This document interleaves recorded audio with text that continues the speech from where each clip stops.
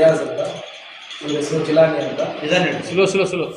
ಮಾನವಿ ಪಟ್ಟಣದ Lakshmi multi speciality ಆಸ್ಪತ್ರೆಯಲ್ಲಿ ವೈದ್ಯರ ನಿರ್ಲಕ್ಷ್ಯದಿಂದ ಚಿಕಿತ್ಸೆ ನೀಡಿದ ಪರಿಣಾಮ ಬಾಗಲವಾಡ ಗ್ರಾಮದ ನಿವಾಸಿ ಅನ್ವರ್ ಅವರು ಮೃತಪಟ್ಟಿದ್ದಾರೆ ಎಂದು ಮೃತರ ಸಂಬಂಧಿ ರಿಯಾಜ್ ಗಂಭೀರವಾಗಿ ಆರೋಪಿಸಿದರು.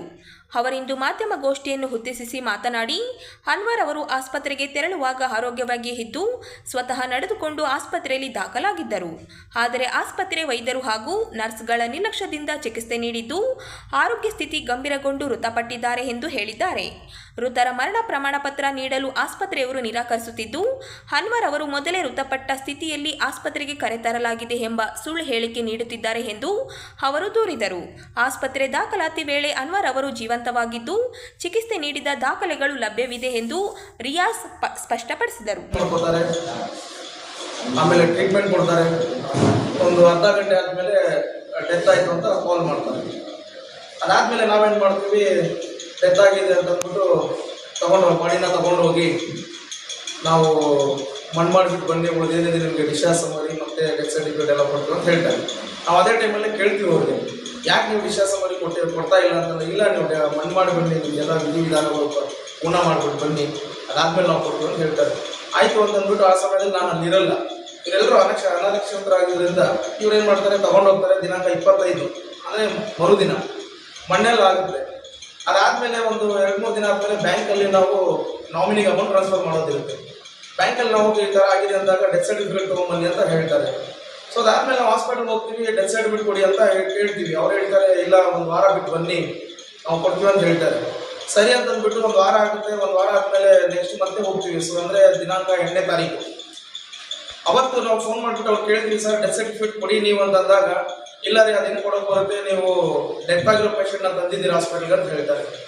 ನಮಗೆ ಆ ಸಮಯದಲ್ಲಿ ದಿಗ್ಭ್ರಮೆ ಆಗುತ್ತೆ. ಯಾಕಾಗುತ್ತೆ ಅಂತಂದರೆ, ಪೇಷಂಟು ನಡ್ಕೊಂಡು ಹೋಗಿದೆ, ಯಾರು ಸಹಾಯನೂ ಇಲ್ಲದೆ, ವೀಲ್ ಚೇರೂ ಇಲ್ಲದೆ, ಸ್ಟ್ರೆಚರು ಇಲ್ಲದೆ, ಏಕಾಂಗಿ ತಾನೇ ನಡ್ಕೊಂಡು ಹೋಗ್ತಾನೆ. ಅದು CCTV ಫುಟೇಜಲ್ಲೂ ಕೂಡ ಅಲ್ಲಿದೆ, ರೆಕಾರ್ಡ್ ಆಗಿದೆ. ನಾವು ಇದಕ್ಕೆ ಹೇಳ್ತೀವಿ, ಸರ್ ಹಿಂಗೆ ಯಾಕೆ ಕೊಡ್ತೀರಾ ನೀವು ಅಂತ ಕೇಳಿದಾಗ, ಇಲ್ಲ ರೀ ನಾವು ಇದೇ ರೀತಿ ಕೊಡ್ತೀವಿ ಅಂತ ನಮಗೆ ಬೈತಾರೆ.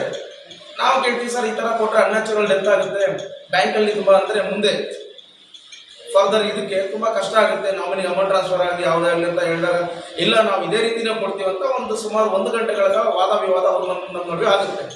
ಸರಿ ಆಯಿತು ಸರ್, ಅದನ್ನೇ ನೀವೇನಿದೆ ಕೊಡಿ ಅಂತ ಅಂದ್ಬಿಟ್ಟು ಡೆತ್ ಸರ್ಟಿಫಿಕೇಟ್ ಅಂದರೆ ಮರಣ ವರದಿ ತೊಗೊಂಡ್ಬಿಟ್ಟು ನಾನೇನು ಮಾಡ್ತೀನಿ, ನೆಕ್ಸ್ಟ್ ಡೇನೆ ಸ್ಟೇಷನ್ಗೆ ಹೋಗ್ತೀನಿ. ಸ್ಟೇಷನ್ಗೆ ಹೋಗ್ಬಿಟ್ಟು ಕಂಪ್ಲೇಂಟ್ ಮಾಡೋಕ್ಕೆ ಹೋದರೆ ಅವತ್ತೇನು ಮಾಡ್ತಾರೆ, PI ಸಾಹೇಬರು ಅಂದರೆ ಕೆಂಚರೆಡ್ಡಿ ಅವರು ಇಮಿಡಿಯೇಟ್ ಆಗಿ ಏನು ಮಾಡ್ತಾರೆ, ಹಾಸ್ಪಿಟಲಿಂದ ಫುಟೇಜ್ ತರಿಸ್ತಾರೆ.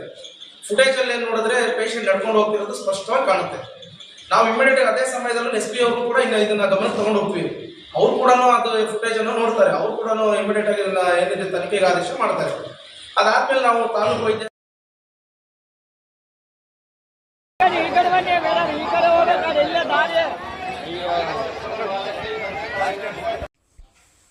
ಹೊಸ ವರ್ಷದ ಮೊದಲ ದಿನ ರಾಯರ ದರ್ಶನಕ್ಕೆ ಭಕ್ತರು ಮುಗಿಬಿದ್ದಿದ್ದಾರೆ. ಮಂತ್ರಾಲಯ ಗುರು ರಾಘವೇಂದ್ರ ಸ್ವಾಮಿ ಮಠಕ್ಕೆ ಭಕ್ತರ ದಂಡೆ ಆಗಮಿಸಿದೆ. ಗುರು ರಾಯರ ವಾರ ಗುರುವಾರವೇ ವರ್ಷದ ಮೊದಲ ದಿನ ಬಂದ ಹಿನ್ನೆಲೆ ಪ್ರತಿ ವರ್ಷಕ್ಕಿಂತಲೂ 2 ಪಟ್ಟು ಭಕ್ತರಿಂದ ರಾಯರ ಮಠ ತುಂಬು ತುಳುಕುತ್ತಿದೆ. ಹೌದು, ಹೊಸ ವರ್ಷದಲ್ಲಿ ಶುಭವಾಗಲಿ ಅಂತ ಬೇಡಿದ ವರ ನೀಡುವ ಕಲಿಯುಗ ಕಾಮಧೇನು ರಾಘವೇಂದ್ರ ಸ್ವಾಮಿಗಳ ಆಸ್ಥಾನದಲ್ಲಿ ಭಕ್ತ ಸಾಗರವೇ ಹರಿದು ಬಂದಿದೆ. ರಾಯರಲ್ಲಿ ಪ್ರಾರ್ಥನೆ ಸಲ್ಲಿಸುತ್ತಿದ್ದಾರೆ. ಬೆಳಗ್ಗೆ 5 ಗಂಟೆಯಿಂದಲೇ ರಾಯರ ವೃಂದಾವನ ದರ್ಶನಕ್ಕೆ ಅನುವು ಮಾಡಿಕೊಡಲಾಗಿದೆ. ಮಠದ ಎಲ್ಲ ದ್ವಾರಗಳ ಮೂಲಕ ಭಕ್ತರಿಗೆ ಒಳಬರಲು ಅವಕಾಶ ನೀಡಲಾಗಿದೆ.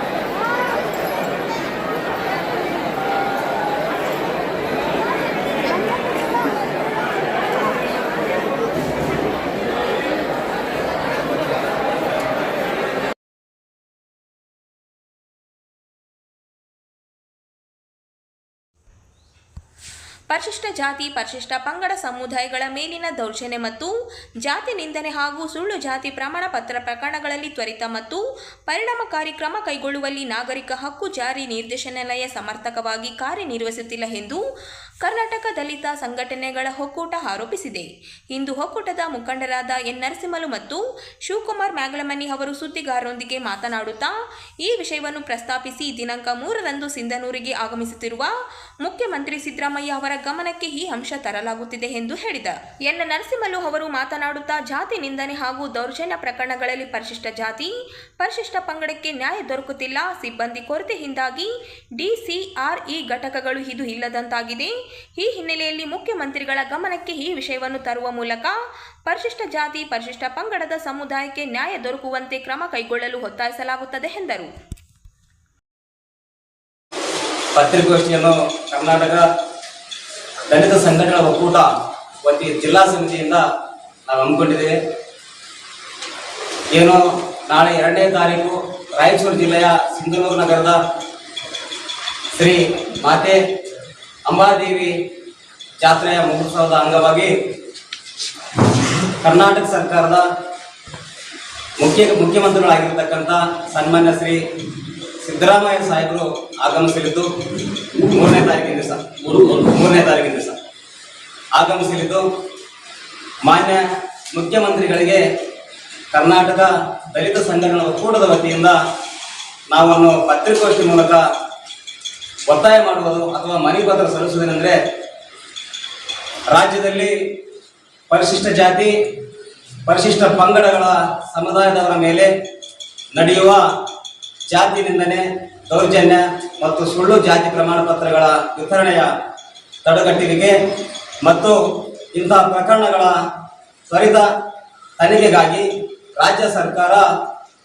ಅಧಿಸೂಚನೆಯ ಮೂಲಕ ಸಮಾಜ ಕಲ್ಯಾಣ ಇಲಾಖೆಯ ವ್ಯಾಪ್ತಿಯ DCRE ಘಟಕವನ್ನು ರಾಜ್ಯ ಸರ್ಕಾರ ವಿಶೇಷ ಪೊಲೀಸ್ ಠಾಣೆಯನ್ನು ಅಧಿಸೂಚಿಸಿ ರಾಜ್ಯಾದ್ಯಂತ ಏಪ್ರಿಲ್ 14, 2024ರಂದು 33 DCRE ಪೊಲೀಸ್ ಠಾಣೆಗಳನ್ನು ಜಿಲ್ಲೆಗೊಂದಂತೆ ಸ್ಥಾಪಿಸಿ ಕರ್ನಾಟಕ ರಾಜ್ಯ ಪೊಲೀಸ್ ಇಲಾಖೆಯು ವತಿಯಿಂದ ಪೊಲೀಸ್ ಠಾಣೆಯಂತೆ ಕಾರ್ಯಾರಂಭಿಸಿದ್ದು, ಒಬ್ಬ DIG, ಒಬ್ಬ IGP ಮತ್ತು ವಿಭಾಗವಾರು SP-ಗಳು ಮತ್ತು ಪ್ರಸ್ತುತ ಸದರಿ ಠಾಣೆಗಳಲ್ಲಿ 12 DYSP-ಗಳಿದ್ದು 221 ಘಟಕ ಠಾಣೆಗಳಲ್ಲಿ DYSP-ಗಳ ನೇಮಕ ಸೇರಿ ಅಗತ್ಯ ಸಿಬ್ಬಂದಿಗಳು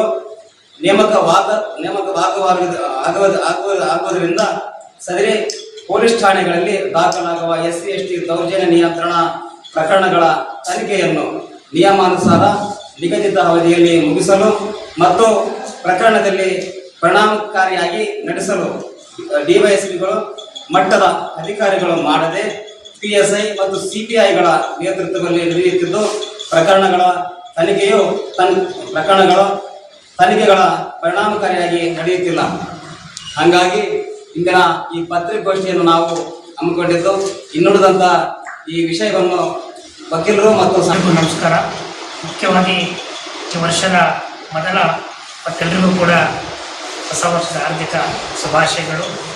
ಈಗಾಗಲೇ ಈ ದಿನದ ಪತ್ರಿಕಾಗೋಷ್ಠಿಯ ಸಾರಾಂಶವನ್ನು ನಮ್ಮ ಎಸ್ ನರಸಿಂಹರವರು ತಮ್ಮ ಮುಂದೆ ಪ್ರಸ್ತಾಪವನ್ನು ಮಾಡಿದ್ದಾರೆ.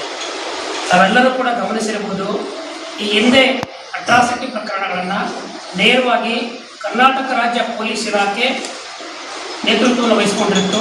ವಿಶೇಷವಾಗಿ ಅದಕ್ಕೆ ವಿಭಾಗದ ಉಪಾಧೀಕ್ಷಕರು DYSP-ಗಳಿರ್ತಾರೆ, ಅವರು ತನಿಖಾಧಿಕಾರಿಗಳಾಗಿ ಕಾರ್ಯವನ್ನು ನಿರ್ವಹಿಸ್ತಾ ಇದ್ರು.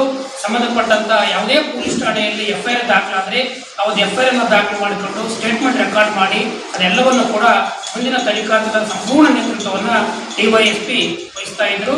ಅದಕ್ಕೆ ಮೇಲ್ಮಟ್ಟದಲ್ಲಿ ಅಡಿಷನಲ್ SP ಮತ್ತು SP, IG, DIG-ಗಳು ಒಂದು ಸೂಚನೆಯನ್ನು ಮಾರ್ಗದರ್ಶನವನ್ನು ನೀಡ್ತಾ ಇದ್ರು. ಆದರೆ ಈಗಾಗಲೇ ಹೇಳಿರುವಂತೆ ಏಪ್ರಿಲ್ 14, 2024ರಂದು ಕರ್ನಾಟಕ ರಾಜ್ಯ ಸರ್ಕಾರ ವಿಶೇಷವಾಗಿ ಈ ಅಟ್ರಾಸಿಟಿ ಪ್ರಕರಣಗಳನ್ನು, ಅದು ಜಾತಿ ನಿಂದನೆ ಆಗಿರ್ಬೋದು, ಜಾತಿ ದೌರ್ಜನ್ಯ ಆಗಿರ್ಬೋದು, ಅಥವಾ ಪರಿಶಿಷ್ಟ ಜಾತಿ ಪರಿಶಿಷ್ಟ ಪಂಗಡಕ್ಕೆ ಸೇರಿದಂಥ ವ್ಯಕ್ತಿಗಳಾಗ್ತಕ್ಕಂಥ ಯಾವುದೇ ಸ್ವರೂಪದ ಹಾನಿ ಮತ್ತೊಂದು ಎಲ್ಲವನ್ನು ಕೂಡ ಒಳಗೊಂಡ ಅಟ್ರಾಸಿಟಿ ಪ್ರಕರಣ ತಾಲೂಕಿನ ಯುವ ಮುಖಂಡರಾದಂಥ ಸಮತ ಗ್ರಾಮೀಣ ಹಾಗೂ ಶಿಕ್ಷಣ ಸಂಸ್ಥೆ ಗಬ್ಬೂರು ಸಂಸ್ಥೆಯ 12ನೇ ವಾರ್ಷಿಕೋತ್ಸವ, ವಿದ್ಯಾರ್ಥಿಗಳ ನಡೆ ಸಂವಿಧಾನ ಕಡೆ ಮತ್ತು ಸಾವಿತ್ರಿಬಾಯಿ ಪುಲೆ ಜಯಂತ್ಯೋತ್ಸವ ಮತ್ತು ರಾಜ್ಯ ಮಟ್ಟದ ಪ್ರಶಸ್ತಿ ಪ್ರದಾನ ಸಮಾರಂಭ ದಿನಾಂಕ 3ರಂದು ನಡೆಯಲಿದೆ ಎಂದು ಸಂಸ್ಥೆಯ ಪ್ರಧಾನ ಕಾರ್ಯದರ್ಶಿ ಬಸವರಾಜ ಬ್ಯಾಗವಾಟ ಹೇಳಿದರು. ಅವರಿಂದು ಸುದ್ದಿಗಾರರೊಂದಿಗೆ ಮಾತನಾಡುತ್ತಾ, ಈ ಕಾರ್ಯಕ್ರಮದ ದಿವ್ಯ ಸಾನ್ನಿಧ್ಯವನ್ನು ಗಬ್ಬೂರು ಬೂದಿ ಬಸವೇಶ್ವರ ಸಂಸ್ಥಾನ ಮಠದ ಶ್ರೀ ಬೂದಿ ಬಸವೇಶ್ವರ ಶಿವಾಚಾರ್ಯ ಮಹಾಸ್ವಾಮಿಗಳು ವಹಿಸಲಿದ್ದಾರೆ. ಕಾರ್ಯಕ್ರಮವನ್ನು ರಾಜ್ಯ ಸಣ್ಣ ನೀರಾವರಿ ಹಾಗೂ ವಿಜ್ಞಾನ ಮತ್ತು ತಂತ್ರಜ್ಞಾನ ಸಚಿವರಾದ ಎನ್.ಎಸ್. ಬೋಸರಾಜ್ ಅವರು ಉದ್ಘಾಟಿಸಲಿದ್ದಾರೆ. ಪ್ರಶಸ್ತಿ ಪ್ರದಾನ ಕಾರ್ಯಕ್ರಮವನ್ನು ದೇವದುರ್ಗ ಶಾಸಕರಾದ ಜಿ. ಕರಿಯಮ್ಮ ಮಾಡಲಿದ್ದಾರೆ. ಈ ಕಾರ್ಯಕ್ರಮದಲ್ಲಿ ವಿಶೇಷ ಉಪನ್ಯಾಸವನ್ನು ರಾಜ್ಯ ಹಿಂದುಳಿದ ವರ್ಗಗಳ ಆಯೋಗದ ಮಾಜಿ ಅಧ್ಯಕ್ಷರು, ಹಿರಿಯ ವಕೀಲರಾದ ಡಾಕ್ಟರ್ ಸಿ.ಎಸ್. ದ್ವಾರನಾಥ್ ನೀಡಲಿದ್ದಾರೆ. ವಿಶೇಷ ಆಹ್ವಾನಿತರಾಗಿ ಚಂದ್ರಶೇಖರ್ ಪಾಟೀಲ್, ಹನುಮನಾಬಾದ್ ಮತ್ತು ಶರಣಗೌಡ ನಾಥ್ ಪಾಟೀಲ್ ಮದರಕಲ್ ಆಗಮಿಸಲಿದ್ದಾರೆ. ಕಳೆದ 12 ವರ್ಷಗಳಿಂದ ಅನೇಕ ಚಟುವಟಿಕೆಗಳನ್ನು, ಜಾಗೃತಿ ಕಾರ್ಯಕ್ರಮಗಳನ್ನು ಮಾಡುತ್ತಾ ಬಂದಿದ್ದು, ಪ್ರಸ್ತುತ 2025-26ನೇ ಸಾಲಿನಲ್ಲಿ ಕರ್ನಾಟಕ ಸರ್ಕಾರದಿಂದ ರಾಜ್ಯ ಪ್ರಶಸ್ತಿ ಪಡೆದಂಥ ಸಂಸ್ಥೆಯಾಗಿದ್ದು, ಪ್ರತಿ ವರ್ಷ ಕೂಡ ನಾವು ದೇಶದ ಮೊದಲ ಶಿಕ್ಷಕಿ ಅಕ್ಷರ ದವ್ವ ಮಾತೆ ಸಾವಿತ್ರಿಬಾಯಿ ಫುಲೆ ಜಯಂತ್ಯೋತ್ಸವ ಅಂಗವಾಗಿ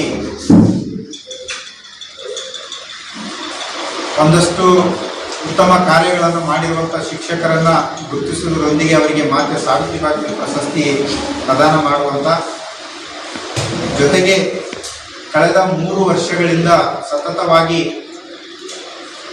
ರಾಯಚೂರು ಜಿಲ್ಲೆಯ ಪ್ರತಿಯೊಂದು ಹೈಸ್ಕೂಲ್ಗಳಲ್ಲಿ ಪ್ರತಿ ಶನಿವಾರ ಹಮ್ಮಿಕೊಳ್ಳುವಂಥ ವಿದ್ಯಾರ್ಥಿಗಳ ನಡೆ ಸಂವಿಧಾನದ ಕಡೆ ಕಾರ್ಯಕ್ರಮದ ಭಾಗವಾಗಿ ಈ ಒಂದು ಕಾರ್ಯಕ್ರಮವನ್ನು